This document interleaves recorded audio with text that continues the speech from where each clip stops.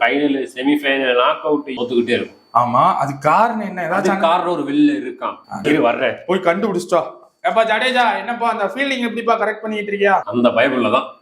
ஜடேஜா நல்ல பிளேயர்ரா, ராஜ் சொல்லாத. அதுக்கு தான் ப்ரூஃபோட வந்திருக்கேன் நான்.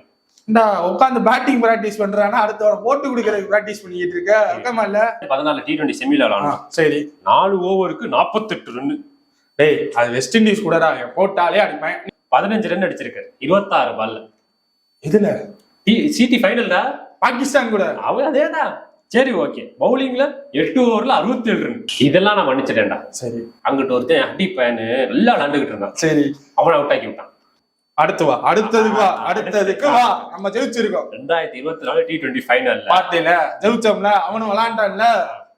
ஏன் ஜெயிச்சா அதை சொல்லு. என்ன ரெக்கார்ட சொல்லு போது. எதுவுமே இல்ல, நீ எதுவுமே கொடுக்கல, அதனால ஜெயிச்சிருக்கோம். இப்ப அதுக்காக என்ன சொல்ற? அவனை பாதியிலே நின்றுச்சுன்னு கவலைப்பட்டிருக்கீங்களா?